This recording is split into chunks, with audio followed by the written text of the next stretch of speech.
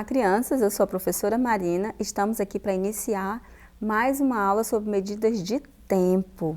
Eu quero convidar você para nós conhecermos como medir o tempo.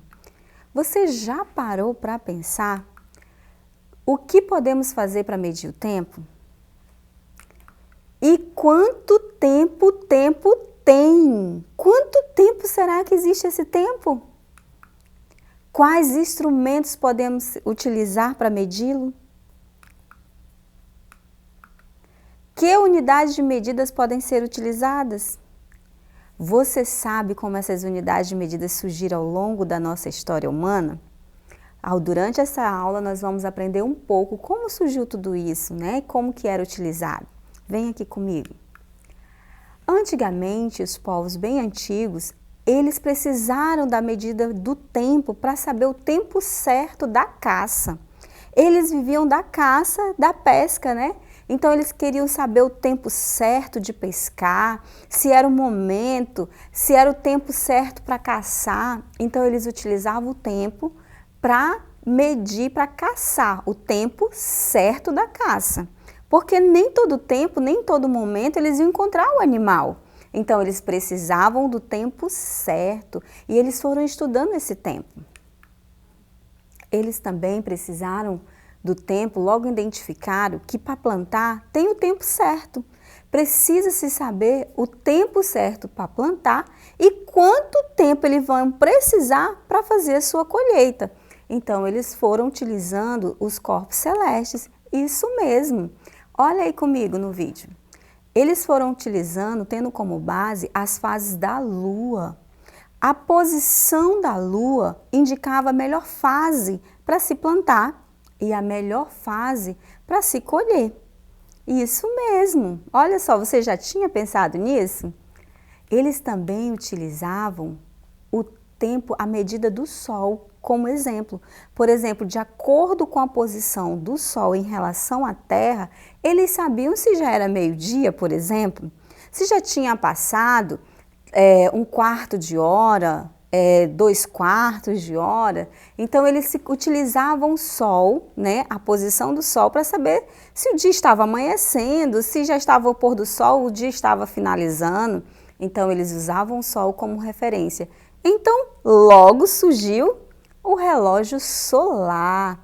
Olha aí o relógio solar. De acordo com a posição do Sol, né, trazia a sombra e marcava a hora exata. Observe aí na tela. Viu que interessante? É como eles utilizavam os povos antigos. Mas no decorrer dessa história foram surgindo outros tipos de forma de medir o tempo, como a ampulheta. Olha só, era um tipo de instrumento onde se colocava areia e descia, né? Na medida que acabava todo aquele tempo, eles viravam de novo, voltava a contar todo o tempo novamente. Mas também tinha o relógio de água chamado clepsidra, isso mesmo, da mesma forma do outro, do anterior, só que com água, precisava descer toda a água para se passar um determinado tempo. E aí, eles voltavam tudo novamente. Isso mesmo, você já tinha percebido que utilizavam a água como medida de tempo? Olha que interessante. Também, né, surgiram o relógio Cuco, bem antigo, mas muito conhecido por vocês, né? Que saía o cuco, né, e fazia cuco a cada 1 hora. E isso, olha só que interessante. Mas logo foram surgindo, nós seres humanos somos muito inteligentes. Então, logo surgiram os relógios atômicos, muito conhecidos, né? Antigamente não se usava o relógio no braço, se usava no bolso. Olha só esse daí, bem antigo, né? Mas hoje já temos relógio de pulso. E logo surgiu também o relógio digital, que além de medir as horas, os segundos, os minutos e demonstrar muito bem, aqui nós percebemos quando olhamos logo a situação exata dos segundos, dos minutos e da hora. Ele também traz como recurso a temperatura de graus Celsius. Como está a temperatura ambiente? E hoje nós já temos relógios bem mais modernos que dá até quantas pulsações o seu coração está dando. É isso mesmo, quantos passos você deu durante o dia. Olha só como o homem é inteligente e cada vez fica mais moderno. Então, olha como o tempo é importante. Também utilizamos como forma de medir o tempo os calendários. E isso, o calendário também é uma forma de medir o tempo. Logo mais nós vamos explicar detalhadamente o calendário para você. Temos também o cronômetro, e aqui eu queria que você prestasse um pouquinho mais de atenção, porque o cronômetro ele tem duas funções. Ele tem uma função que acrescenta a hora, né, crescente, começando do 0, vai 1, 2, 3, os segundos, como também, olha só, por exemplo aqui ele vai começando do 1 e vai aumentando. Veja aí na tela. E temos também uma outra forma como cronômetro, que é na forma do maior para o menor. Quanto tempo ainda eu vou ter? Por exemplo, você está fazendo a sua atividade aí na sua casa, e aí você pode contar quanto tempo eu vou passar fazendo essa atividade, né? E você pode começar a calcular do 0. Ah, passaram-se 10 minutos, 30 minutos, 40 minutos. Então, você pode contar. Ah, mas hoje tem atividade de vários conteúdos, não só de matemática, mas tem de português. Então, ali você demorou para fazer aquelas atividades 1 hora e meia. Mas também você pode dizer assim, olha, eu quero resolver essa tarefa aqui em 30 minutos. Vou colocar aqui o cronômetro, 30 minutos decrescente, né? Diminuindo. Quando chegar no 0, você criou como meta concluir a sua tarefa. Então, ali você vai fazer com agilidade. Então, nós podemos usar, esse é um exemplo, mas nós podemos usar o cronômetro de diversas formas. Isso mesmo, é uma forma de medir o nosso tempo. Existem diversas formas de utilizar para medir o tempo. Veja algumas delas. O dia, né? O dia, ele tem 24 horas. Então, nós podemos ter como base o dia. Temos também a semana. Uma semana, ela corresponde a 7 dias, né? Cada dia com suas 24 horas. Lembrem-se disso. Temos também como medir quinzenalmente. De 15 em 15 dias. Eu posso fazer uma atividade daqui a 15 dias, né? Eu posso fazer uma atividade semanal. Ah, toda semana eu vou na casa da minha avó, toda semana eu vou no sítio.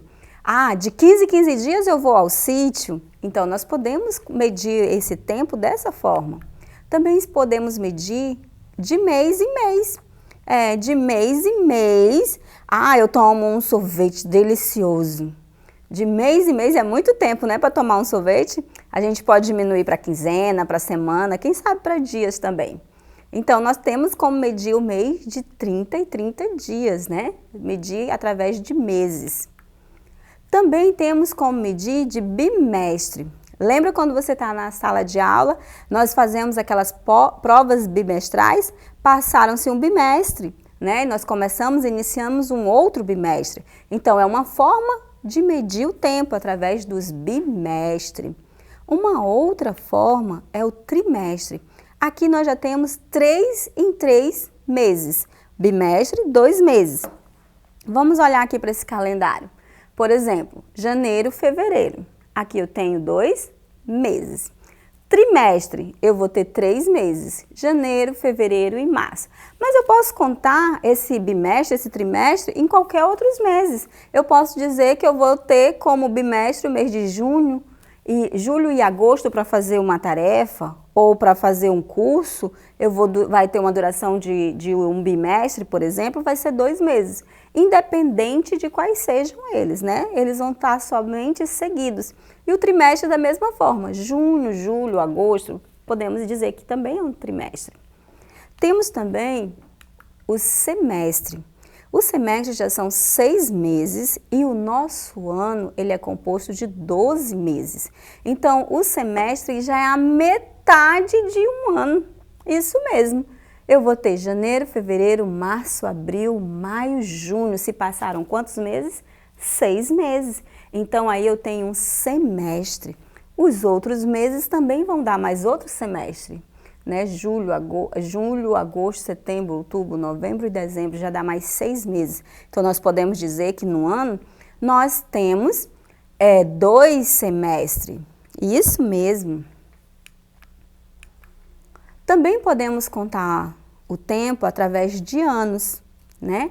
Você sabia que existem 3 tipos de ano? É isso mesmo! Existe o ano comercial, que é utilizado para se calcular como base no comércio, para eu resolver alguma situação, para eu contar, digamos, ano letivo. Eu utilizo 365 dias para esse ano comercial.